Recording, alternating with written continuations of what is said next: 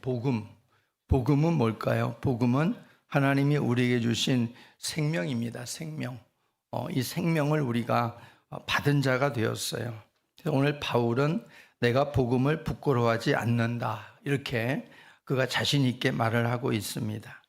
바울이 복음을 부끄러워하지 않는 사람으로 우리 앞에 보여지고 있는데 우리도 바울처럼 복음을 부끄러워하지 않는 이런 우리의 일생이 되기를 주의 이름으로 축복합니다. 여러분이 잘 아는 대학생 선교회 CCC의 국제본부 총재를 맡고 있는 분이 스티븐 더글라스라고 하는 사람입니다. 이 스티븐 더글라스라고 하는 이분도 보니까 깊은 사연이 있더라고요. 실제적으로 이분이 겪었던 고통 가운데 한 부분을 우리가 나누면서 오늘 같이 말씀을 시작하려고 합니다. 반세기 동안 대학생 영혼들을 위해서 그리스도로 인도한 이분에게도 아픔이 있었습니다. 이분에게는 한 아들이 있었는데요. 이 한 아들이 초등학생 때입니다. 초등학생 때에 이 아들이 예수를 믿고 예수를 영접하고 구원을 받았던 것 같아요. 그러니까 비록 초등학생이고 어린아이지만은 아마 굉장히 저 의식이 또 다른 일반 초등학생보다 좀 달랐던 것 같아요. 예수를 만나고 구원받은 사실에 대해서 너무나 이 사실이 소중하게 여겨진 이 아이가 아버지에게 가가지고 아버지를 바짓가랑에 붙들고 예수를 믿자고 교회 같이 가자고 그렇게 막 귀찮게 했던 모양입니다.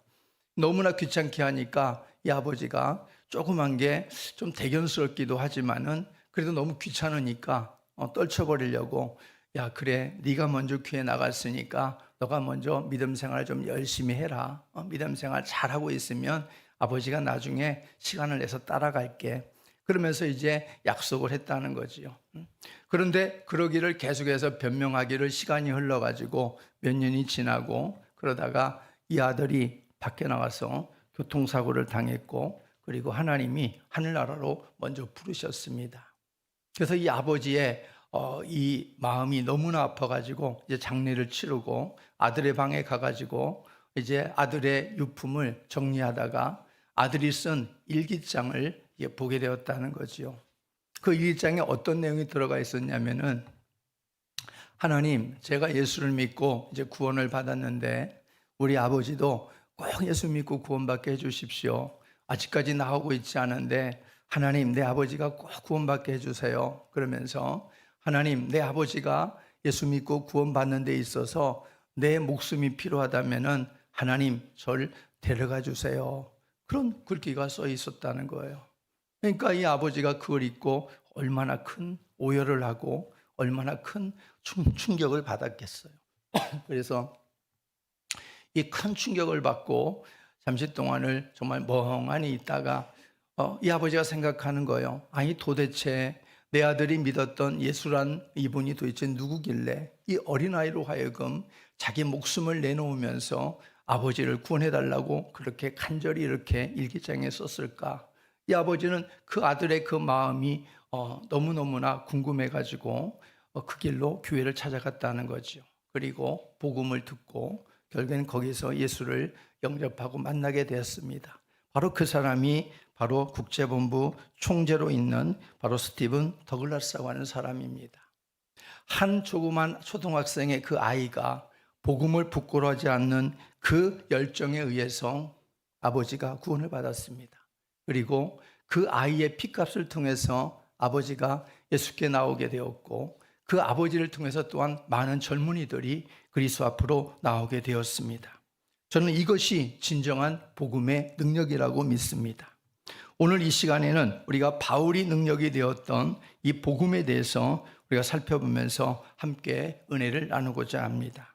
먼저 우리는 복음이 무엇인가 라고 우리가 물을 때에 여러 가지 많은 답이 있겠지만은 복음은 하나님의 기록된 그리고 선포된 메시지가 복음입니다. 이 복음은 하나님의 말씀이고요. 복음은 그리스도이고요. 복음은 기쁜 소식입니다. 왜냐하면 우리에게 유일한 구원의 길을 제시하는 말씀이기 때문에 그렇습니다. 여러분, 불치병에서 고침받고 그리고 생명의 연장을 받게 된 것도 우리는 기적이라고 말할 수 있을 겁니다. 야, 저 사람 참 기적을 봤어. 하면서 우리는 놀랍도록 그렇게 우리는 그것을 놀라워할 것이라는 거지요. 그렇지만은 그렇게 우리가 생명의 연장을 받게 된 것도 결국 육신은 언젠가는 한 번 죽는다는 거지요. 그래서 한 번 죽는 게 인생이라고 그러면은 진정한 기적은 무엇일까? 그것은 영원한 사망에서 영원한 생명으로 옮겨지는 것이 진정한 기적인 줄로 믿습니다. 바로 이 소식을 알려주는 것이 복음이다, 이런 말입니다. 이 기쁜 소식의 복음의 내용을 우리가 요약한다면은 바로 인류를 구원하러 오신 예수 그리스도, 바로 그분이 하늘의 영광스러운 보좌를 버리시고 이 땅에 오셨다는 거지요. 그리고 그분이 사람이 되셨다는 겁니다. 또 그분이 바로 우리의 죄짐을 위해서 십자가 달려 죽으셨다는 겁니다. 죽으시고 3일 만에 다시 살아나신 그분을 우리가 믿고 받아들이는 모든 이들에게 부활을 통해서 영원한 생명을 주신다는 이 메시지가 바로 우리가 오늘 같이 다루고자 하는 복음이다라는 것입니다. 바울은 이 복음을 통해서 그의 일생을 바치는 삶으로 바꿔줬습니다. 그리고 우리가 이 복음을 통해서 우리의 삶의 모습을 또는 어떻게 살아야 될 것인가도 오늘 이 말씀을 통해서 한번 생각해 보는 시간이 되었으면 좋겠습니다. 요한복음 5장 24절 말씀을 한번 먼저 보겠습니다. 시작.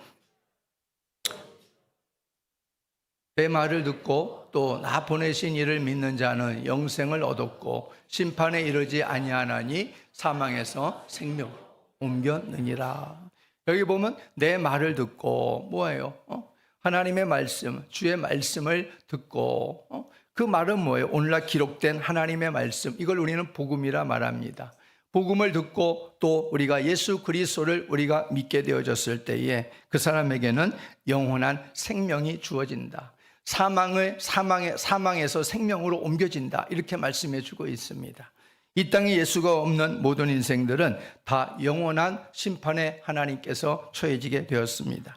그래서 그런 영원한 심판에서 구원받을 수 있는 유일한 길은 바로 예수 그리스도라고 하는 이 복음을 하나님이 제시해 주신 것입니다. 그래서 예수 그리스도를 통해서만 우리는 사망에서 생명으로 옮겨지는 하나님의 구원의 역사를 맛보게 된다는 사실입니다. 그래서 이것이 인류에게 가장 소중하고 가장 중요한 바로 메시지다, 기쁜 소식이다, 이런 말입니다. 우리가 이 세상이 왜 절망적이지 않느냐라고 말할 때에 우리가 세상이 문명이 발달하고 과학이 발달하고 최첨단의 어떠한 이러한 세상을 우리가 살기 때문에 우리가 이 세상에서 절망적이지 않다, 그러지 않습니다. 세상이 절망적이지 않는 이유는 이 땅에 유일한 복음이 되시고 구원이 되시는 바로 이 예수 그리스도를 이 땅에 보내셨기 때문에 그렇다는 겁니다. 조건 없이 믿는 자에게는 하나님의 유일한 구원을 주시고 영생을 주시는 하나님의 이 복음 대신 주님이 이 땅에 오셨기 때문에 이 땅은 더 이상 절망적이지 않은 줄로 믿습니다. 오늘 바울이 그 복음을 부끄러워하지 않는 이유를 오늘 무엇이라고 말씀해 주고 있습니까?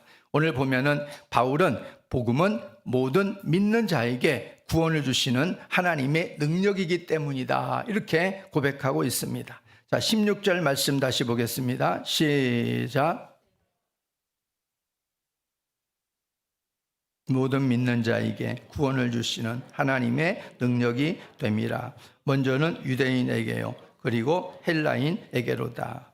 복음이 하나님의 능력이 되는 이유, 그건 뭐예요? 바로 하나님의 의가 이 복음에 고스란히 나타났다라고 바울은 말하고 있습니다. 17절도 다시 읽어보겠습니다. 시작. 하나님의 의가 나타나서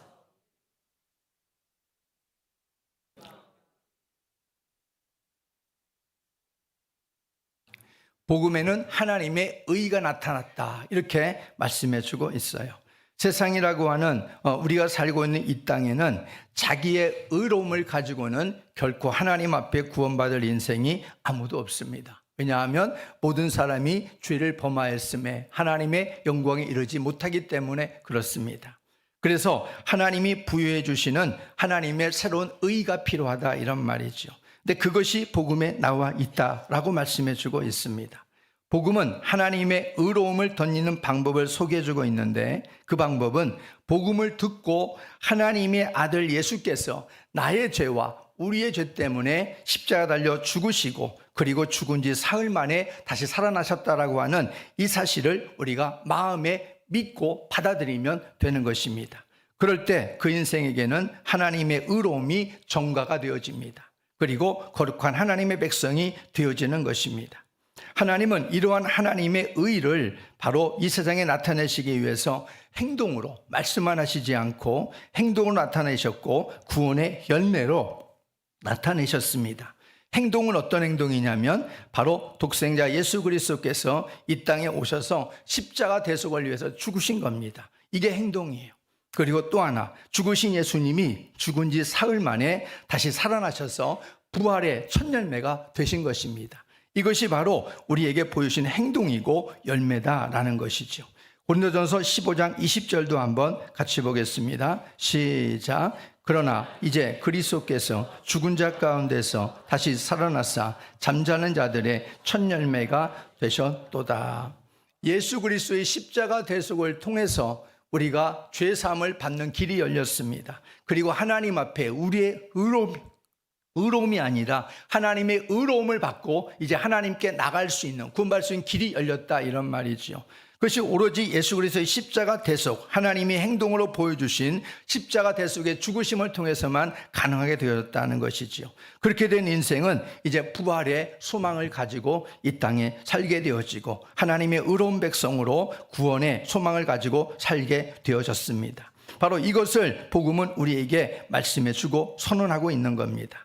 하나님께서 친히 독생자를 통해서 행동대장이 되셔가지고 비참한 죄의 상태에 있는 모든 사람들에게, 그리고 본질상 하나님의 진노 아래에 있는 모든 사람들에게 직접 찾아오신 것입니다. 이것이 바로 하나님이 우리에게 오신 이유입니다. 사람들을 구원하기 위해서, 죄 가운데 영원한 멸망 가운데 있는 영혼들을 한 영혼에서 구원하기 위해서 하나님께서 바로 이렇게 직접 친히 찾아오셨다고 하는 이 소식, 바로 이것이 바로 복음이다, 이런 말이죠. 근데 문제는 이제 여기서부터 우리가 잘 생각을 해야 돼요. 하나님이 이렇게 우리를 구원하기 위해서 찾아오셨는데, 그런데 복음을 우리에게 전해주셨는데, 근데 우리가 이 복음은 모든 이들에게 주어져 있지만 이 복음은 모든 자들의 것이 아니다, 이런 말이에요. 복음은 모든 이들에게 주어졌어요. 그렇지만 모든 자들의 것은 아닙니다. 하나님은 또 말씀하시죠. 하나님은 모든 사람이 진리를 아는 데 이르기를 원한다. 모든 사람들이 구원받기를 원한다. 그런다 모든 사람들이 구원받았으면 좋겠는데 그렇게 되지 않는다는 거예요. 그래서 오늘 이 복음도 어떻게 보면 조건적인 복음이에요. 조건적인 복음. 다시 말해 내 마음으로 이 믿는 자들에게 주어지는 복음이다, 이런 말이에요. 믿지 않는 자에게는 소용이 없다, 이런 말입니다. 아무리 진우성찬을 차려 놓아도 여러분, 진우성찬을 여러분이 구경만 하고 내 뱃속으로 음식을 집어넣지 않으면 어떻게 되겠어요? 그건 그림의 떡이다, 우리가 이렇게 말하잖아요. 아무리 좋은 음식이라도 내가 먹어야, 내 뱃속으로 들어와야 우리가 배부름을 느끼는 것이고 내 것이 되는 겁니다. 그래서 먹는다라고 하는 의미가 바로 여기서는 믿는다라는 거예요. 믿는다. 우리가 주의 복음을 들었으면 주의 복음을 우리가 마음속으로 받아들이고 믿는 거예요. 그럴 때 이것이 바로 나의 구원이 된다, 이런 말입니다. 그렇게 믿는 자들에게는 누구나 차별이 없습니다. 그리고 인종이나 문화로 인한 차별도 없습니다. 그래서 16절 말씀에 유대인에게요, 헬라인에게로다, 이렇게 지금 말하고 있는 것입니다. 복음을 받는 순서는 있을지 몰라요. 그러나 구원의 차별은 없다는 겁니다. 저와 여러분 가운데 복음을 먼저 받은 사람이 있고 복음을 늦게 받은 사람이 있어요. 예수를 먼저 믿은 사람이 있고 늦게 믿은 사람이 있다, 이런 말이에요. 그렇다고 해서 구원이 차별이 있느냐? 그렇지 않다라는 겁니다. 그러므로 주의 복음은 주님을 만나는 통로가 되어지고 내비게이션입니다. 복음을 듣고 복음을 배우고 복음을 따라가다 보면은 그 속에서 우리는 주님을 만나게 되어집니다. 또한 다시 찾아 영원한 진노에서 영원한 하나님의 축복의 사람으로 영생을 얻는 자가 되게 하십니다. 그래서 이런 은혜가 우리 모두에게 이미 임하신 분도 있지만은 혹시나 아직도 이 복음이 예수 그리스도가 믿어지지 않는 분들에게는 바로 이런 복음이 우리 가운데 누려지는 귀한 신명들이 되기를 주의 이름으로 축복합니다. 우리들 모두가 겉보기에는 여러 가지 방법, 여러 가지 모습을 통해서, 문제들을 통해서 우리가 하나님 앞에 나왔을 거예요. 어떤 사람은 사업 때문에, 어떤 사람은 건강 때문에, 어떤 사람은 남편 때문에, 어떤 사람은 아내 때문에, 어떤 사람은 자녀 때문에, 여러 가지 개인적인 많은 문제들, 그 문제들 가지고 우리는 주님을 찾아온 경우들도 있을 것입니다. 비록 많은 여러 가지 문제들로 주님 앞에 나온 이유들은 다르다 할지라도 그 걸음을 인도하시는 분이 누군가 바로 우리 하나님이신 줄로 믿습니다. 내가 스스로 예수님을 내 구주로 고백한 것이 아니다 이런 말이에요. 어떤 사람은 그런 말을 해요. 내가 예수님을 내 입으로 고백하고 내가 예수님을 믿으려고 하니까 내가 구원받은 거지요. 천만의 만만의 말씀이에요. 우리가 하나님이 우리를 부르시면은 분명한 이유가 있어서 부르시는 거예요. 그리고 그 부르심에는 반드시 하나님의 섭리가 없이는 누구든지 하나님 앞에 나올 수가 없어요. 그걸 우리가 알아야 됩니다. 내가 겉으로 볼 때는 내 스스로 내가 나와서 예수를 믿은 것 같지만은 하나님이 우리를 사랑하셨고 우리를 먼저 찾아와 주셨고 우리를 불러주셨기 때문에 우리가 하나님 앞에 나와서 신앙의 첫걸음을 하게 된 줄로 믿습니다. 이것은 결국 하나님의 주권이라 말하고 하나님의 방법론이라 말하는 거예요. 하나님은 하나님의 방법론을 가지고 우리를 부르시는 겁니다. 하나님의 방법론. 이걸 우리 하나님의 주권이라 말하는 거예요. 사람들은 모르지만은 다 헤아릴 수는 없지만은 하나님은 하나님의 방법론 가지고 우리 인생을 대합니다. 어떤 사람은 꼭 이렇게 해야만 나올 수 있기 때문에, 어떤 사람은 꼭 그렇게 필요한 고난이 필요하기 때문에 하나님이 고난을 주어서 그들을 하나님 앞으로 불러내신다 이런 말이에요. 이것이 하나님의 방법론인 거예요. 왜 하나님 나만 이렇게 어렵게 나에게 이렇게 힘든 고난을 주고서 나를 꼭 이렇게 불러내십니까? 할지 모르지만 그 인생은 그렇게 해야만 나올 수 있는 인생이라는 걸 하나님이 알기 때문에 그렇게 하신다는 거예요. 그래서 어떤 모습으로 우리가 하나님 앞에 나와서 내 신앙이 시작되어지고 하나님의 선택에 의해서 우리들이 하나님의 자녀가 되었다 할지라도 우리는 그것이 내 힘이 아니다, 하나님의 숨어있는 하나님의 구원의 손길이다 하는 것을 잊지 마시기를 바랍니다. 우리 모두가 이 시간 왔다가 한번 자리에 앉아있다가 돌아가는 이 자리까지도 하나님의 섭리와 은혜가 있는 거예요. 믿는 자에게는 더 좋은 믿음의 사람으로, 믿지 않는 자에게는 믿음의 사람으로 세워주길 원하시는, 구원받게 하시길 원하시는 하나님의 간절한 사랑이 묻어있다 이런 말이에요. 요한복음 6장 65절 말씀을 한번 볼까요? 시작. 또 이르시되 그러므로 전에 너희에게 말하기를 내 아버지께서 오게 하여 주지 아니하시면 누구든지 내게 올 수 없다 하였노라 하시니라. 분명히 말씀하시잖아요. 아버지께서 오게 하여 주지 아니하시면 예수 그리스도께로 갈 자가 아무도 없다 이런 말이에요. 하나님의 부르심의 손길이 하나님의 방법론을 가지고 인생을 이끌어오고 계신다 하는 사실입니다. 그래서 하나님께서 부족한 우리들을 그 어떤 모습을 통해서 불러주셨던지 간에 그 부름의 자리를 통해서 복음이 여러분들의 가슴 속에 하나님의 구원의 능력으로 자리 잡을 수 있기를 주의 이름으로 축복합니다. 오늘 들려지는 복음, 오늘 들려지는 예수 그리스도, 그 그리스도가 여러분의 삶 속에 능력으로 자리 잡아 여러분의 삶이 영생을 얻고 하나님의 영원한 구원에 들어갈 수 있는 복된 삶이 되기를 주의 이름으로 부탁합니다. 그리고 세 번째로 우리는 복음에 의한 삶, 복음을 위한 삶을 우리는 이제 살아내야 된다라고 성경은 말합니다. 빌립보서 1장 27절 말씀 볼까요? 시작. 오직 너희는 그리스도의 복음에 합당하게 생활하라. 이는 내가 너희에게 가보나 떠나 있으나 너희가 한 마음으로 서서 한 뜻으로 복음의 신앙을 위하여 협력하는 것과 그랬어요. 빌립보 교회에게 사도 바울이 보내는 편지에서 너희는 복음에 합당하게 생활하라라는 것. 예수 그리스도를 믿기 전에는 너희가 어떻게 살았던지 몰라도 이제 예수를 믿고 복음을 믿고 받아들인 너희들이 되었다고 그러면 이제 복음에 합당하게 생활해야 마땅하지 않겠느냐라는 겁니다. 그리고 복음의 신앙을 위해서 협력해라, 복음을 위한 삶을 살아라 이렇게 권면하고 있습니다. 그래서 우리들은 이제 복음 안에서 예수를 여러분이 정말 믿는다면 여러분들은 더 이상 죄의 정죄 아래 여러분이 놓여있지 않습니다. 생명의 성령의 법이 죄와 사망의 법에서 너를 해방하였습니다. 너에게 자유를 주셨다. 분명히 성경은 우리에게 선언합니다. 우리는 죄의 정죄보다 하나님의 은혜 아래 있는 사람이 된 것을 잊지 마시기를 바랍니다. 그래서 우리는 죄를 쫓아가는 인생이 아니라 이제는 하나님의 은혜를 따라가는 인생이 돼야 된다 이런 말이에요. 예전에 몰라서 죄의 종으로서 우리가 죄의 노예처럼 우리가 아무 의식도 없이 우리가 살아갔지만은 이제는 복음 속에서 죄라는 것이 무엇인가를 정확히 밝혀지고 예수 그리스도를 모시고 나니까 내 안에 이제는 지난해 살았던 삶의 모습들이 이게 진짜가 아니었구나 라는 것을 깨닫게 된 순간 우리는 이제 은혜 안에서 주의 복음을 따라서 살아가는 인생으로 바뀌어져야 한다 하는 것입니다. 복음의 가치가 우리들의 가치를 높여주었어요. 복음의 가치, 복음의 능력이 우리를 능력 있게 만들어준 겁니다. 여러분 어떤 사람이 한 보고서에 우리 인간에 대한 한 사람에 대한 이 인체 모든 이 성분들을 조사를 해가지고 그것을 가지고 돈으로 환산한 어떤 기록들을 본 기억이 납니다. 거기 보니까 바로 우리 몸이 이렇게 아무리 잘났다고 해도 우리 몸의 구성들을 다 해가지고 그것을 분석을 해서 가격으로 매겨보니까 그게 얼마 가치가 나오게 되냐면 얼마나 나올 것 같아요? 햄버거 하나 값도 안 나온다고 합니다. 햄버거 하나 값도 안 나와요. 그게 우리 인생의 이 육체의 모습인 거예요. 그러니까 이렇게 어떻게 보면 우리 육체적으로는 정말 가치 없다 이런 말이죠. 근데 우리가 하나님 앞에 가치 있는 인생이 됐다는 건 뭐예요? 바로 하나님의 형상대로 우리를 지었기 때문에 가치가 있다는 얘기예요. 그리고 우리가 이제는 복음을 받고 예수 그리스도를 믿는 자가 되어졌다면 바로 그것이 우리를 더 가치 있고 존귀하게 만들어 주었다는 것을 잊지 마시기를 바랍니다.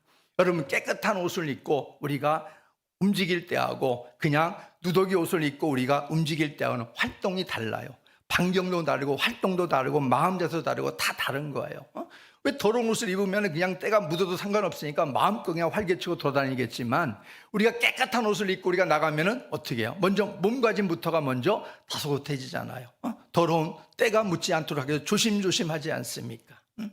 옛날 저에게 부모님이 운동화 하나 사준 적이 있어요. 근데 그 운동화를 사줬는데 운동화 너무 하얀색 너무 깨끗한 그러니까 그런 기억이 나요. 그 운동화 때 묻히면은 뒤지게 혼날 것 같아가지고 학교 가면서 운동화만 보고 가는 거야. 운동화만 보고 가는 거야. 뭐가 묻지 않을까? 운동화만 보고 학교 가가지고도 그 신발 주머니에 담을 때도 묻지 않았나 하고 또 옷에다가 또 문지르면서 또 이렇게 하고 그랬던 기억이 나요. 자세가 달라지더라 이런 말이에요. 우리가 복음을 받은 자와 예수 그리스도를 모신 자와 그렇지 않은 자의 삶의 모습이 이제는 달라져야 된다. 이렇게 우리에게 성경은 말씀해 주고 있는 것입니다.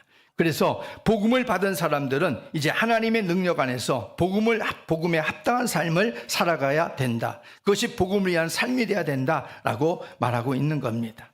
우리들이 복음을 받아들이기 전에는 세상이 전부였잖아요. 세상이 전부였고 세상이 목적이었잖아요. 어떻게든 내가 누구를 밟고서라도 나는 세상에서 성공하고야 말겠다.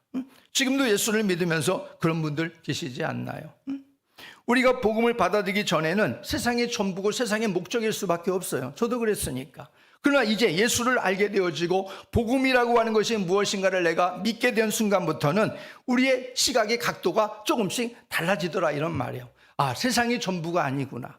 세상에 살았던 목적이 허망한 거였구나. 진정한 목적이 따로 있었구나. 그래서 우리에게 새로운 비전과 새로운 목적이 복음을 받아들이고 예수 그리스도를 믿는 자들에게 하나님이 부어주십니다. 그래서 그동안 살았던 삶의 실상을 보게 하고 그것이 실상인 줄 알았는데 실상이 아니라 허상이었구나. 진정으로 내가 복음 안에서 그리스도를 위해 살아가는 삶이 진정한 실상이구나. 이걸 우리가 바울처럼 깨닫게 된다 하는 겁니다. 그래서 누가 하라고 해서가 아니라 우리가 그것을 깨닫게 되니까 복음을 위한 삶의 자리로 내가 나가게 되더라 이런 말이에요. 나를 영원한 절망에서 건져내 주신 예수 그리스도의 복음을 붙들고 산 소망을 위해서 살아가는 일이 이제부터 우리들에게 새롭게 주어진 길이고 사명입니다. 그래서 사도 바울은 표대를 향하여 그리스도 예수 안에서 하나님이 위에서 부르신 상을 위해서 내가 달려간다. 이렇게 사도 바울은 고백하고 있잖아요. 그래서 바울의 삶이 그러했듯이 참 생명을 맛본 사람들은 가만히 있을 수 없는 겁니다. 여러분 죽은 사람이 뭘 계획하고 뭘 말을 하고 무슨 음식을 먹고 뭘 생각하겠어요? 살아있는 사람이 생각을 하고 말을 하고 걸어다니고 음식을 먹고 먹은 감정을 표현하고 이러지 않겠습니까? 죽은 사람이 무슨 표현을 할 수 있겠어요? 예수의 생명이 우리 안에 들어오게 되어지면은 바로 그런 표현이 나타날 수밖에 없다 이런 말이에요. 우리가 좋은 음식점에 가가지고 누구의 소개로 음식을 맛있게 먹었어요. 정말 그 거리는 상당히 꽤 먼 거리였습니다. 그런데도 불구하고 이게 중독성 있는 음식을 먹고 오니까 자꾸 이게 당기는 거예요. 더 가고 싶은 거예요. 또 가게 되어지는 거예요. 그런데 그는 그 혼자만의 음식 맛을 혼자만의 것으로 소유하지 않습니다. 주변에게 만나는 사람에게, 야, 거기 거리는 멀지만 기름값을 충분히 보상받을 만한 음식의 맛이야. 한번 가봐 너도. 정말 음식이 정말 끝내줘. 거기는 정말 무슨 음식의 비법을 썼는지 몰라도 정말 흉내낼 수 없는 음식이야. 죽었다 깨어나도 둘이 먹다 하나 먹어도 흉내를 못 내는 음식이고 잊지 못할 음식이야. 너도 한번 꼭 가봐 하고 우리가 막 거품 물고 막 얘기하지 않습니까? 그건 뭐예요? 그것은 우리가 하나님 앞에서 우리가 복음이라는 것이 바로 그렇게 돼야 된다 이런 말이에요. 주의 복음을 내가 믿고 예수 그리스도를 내가 믿고 받아들였다고 한다면은 예수의 생명이 우리 안에 들어온 거예요. 생명이. 죽음이 아니라 생명이 들어온 거예요. 죽었던 자리에서 이제는 생명이 들어와서 생명을 꿈틀꿈틀이 한 거예요. 소위 말하면 심장이 멈춰져 있다가 예수 생명이 들어오니까 쿵깍쿵깍 생명이 막 뛰게 되는 거예요. 그 뛴 생명의 모습들이 어떻게 나타나겠어요? 가만히 예전처럼 조용히 이렇게 있겠어요? 사방팔방으로 막 가고 싶은 대로 자기가 다 갈 것이고 말하고 싶으면 말을 할 것이고 표현을 다 할 것이고 얼마나 그렇게 활력 있게 생동감 있게 살아가지 않겠느냐 이런 말입니다. 그래서 우리가 예수의 복음을 여러분들이 받고 예수의 생명을 여러분들이 받고 믿었다고 한다면은 우리들도 이제는 복음을 위한 삶을 살아야 되고 복음을 위한 그러한 우리의 걸음들이 시작돼야 될 줄로 믿습니다. 우리도 복음만이 살 길이라고 믿는다면 복음을 위한 삶이 부끄러움이 없는 삶을 살아가야 마땅합니다. 오늘 바울은 예수를 다메섹 도상에서 만나고 난 다음에 그 예수에 대한 그 만남 때문에 그 예수에 대한 그 경험 때문에 사도 바울은 일생을 모든 것들을 다 내던져 버립니다. 그리고 배설물로 여기면서 그는 이 복음만이 가장 값지다는 것을 알았습니다. 마치 밭에 있는 밭을 일구다가 진주 하나를 발견했어요. 그래서 그 진주를 얻기 위해서 그 모든 재산을 끌고 모아가지고 그 밭을 사는 그 심정으로 그의 모든 일생을 예수님께 투자했습니다. 그랬던 바울의 삶은 바로 누구도 흉내낼 수 없는 하나님의 부름의 상을 받은 인생이 되었다라는 것입니다. 그래서 복음은 흘려보내기 전까지는 진정한 복음이라고 할 수 없어요. 복음은 나만의 독점물이 아닙니다. 우리가 예수를 믿고 내가 구원받았다. 여기서 우리는 끝 하면 안 돼요. 나에게 하나님이 복음을 주신 건 뭐예요? 흘려보내 하는 거예요. 흘려보내. 너 혼자 구원받으라고 내가 십자가에서 그 모진 고통을 당하면서 내가 널 위해서 생명을 준 줄 아느냐? 주님이 우리에게 그렇게 묻습니다. 너 혼자 복음을 독점해서는 안 된다. 그 복음이 흘러가게 해야지. 너가 살아났어. 너가 정말 생명의 존귀함을 알았다면 그 생명을 또 나누어줘야 되지 않겠느냐 하는 게 주의 말씀이라는 거예요. 그래서 우리는 복음을 흘러보내기 전까지는 진정한 복음을 받았다라고 말할 수 없다라는 겁니다. 예수가 정말 복음이고 예수가 생명이고 예수가 능력인 줄로 믿습니다. 천국 복음이 세상에다 증거되어져야 세상에 끝이 온다고 주님이 말씀하셨어요. 우리가 주의 복음에서 살아가는 삶이 더욱더 진해질수록 주님이 오실 날도 가까이 온다는 사실을 잊지 말아야 됩니다. 너희는 온 천하에 다니며 천국 복음을 전하라 주님이 우리에게 명령하셨습니다. 마가복음 16장 15절 말씀 시작. 또 이르시되 온 천하에 다니며 만민에게 복음을 전파하라. 아멘. 복음은 예수님을 믿음으로 이제는 우리에게 그분의 의로움이 우리에게 덧입혀지는 겁니다. 그분의 십자가의 승리가 우리의 승리로 만들어주신 겁니다. 그분의 부활이 우리의 부활되게 하시는 겁니다. 인류의 대표로 예수님이 오셨습니다. 첫 번째 아담이 인류의 대표로 이 땅에 태어났지만은 그러나 그 아담은 인류에게 죄를 전가해 주었습니다. 예수님은 두 번째 아담으로 이 땅에 오셨습니다. 대표성입니다. 예수님이 그 대표성으로 우리의 십자가를 짊어지고 주님께서 죽으셨습니다. 우리의 죄를 그 안에서 모두 다 사해 주셨습니다. 그래서 우리는 그 주님이 이루은 그 모든 것이 우리에게 그대로 전가되게 하신 겁니다. 주님이 십자가에서 달려 죽으신 그 죄, 그게 우리의 죄였고 주님이 십자가에서 죽으심으로 우리의 모든 죄가 도말되었습니다. 주님이 그 의로움이 이제 우리의 의로움이 되었고 주님이 다시 사심으로 그 부활이 우리의 부활이 되게 하신 겁니다. 우리는 그것을 바로 하나님 앞에서 복음을 통해서 이것을 우리가 받은 사람이 된 사람들이 있고 또 그렇게 돼야 될 줄로 믿습니다. 이렇게 이 사실을, 이 복음을 믿는 사람들에게는 복음이 더 이상 부끄러울 것이 아닙니다. 자랑할 것이고 하나님의 능력이 되게 하셨다라고 바울은 오늘 아주 입에 침이 마르도록 강하게, 강한 어조로 말하고 있습니다. 이제 그리스도의 복음을 받은 사람들에게는 이 복음이라는 것은 더 이상 부끄러운 것이 아니다. 십자가는 더 이상 두렵거나 무서운 것이 아니고 부끄러운 것이 아니다. 이것은 하나님의 능력이고 자랑할 것이다 라고 바울은 말하고 있는 것이죠. 그래서 우리들은 이제 죄의 종으로서의 패배자의 삶이 아니라 이제 십자가의 승리자로서 주님의 복음을 담대히 증거하는 증인의 삶을 살아가시기를 예수의 이름으로 축복합니다.